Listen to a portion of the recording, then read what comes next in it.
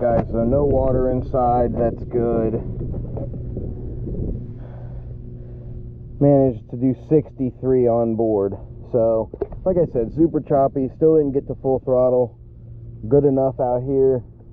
Just wanted to get some onboard footage of some high speed.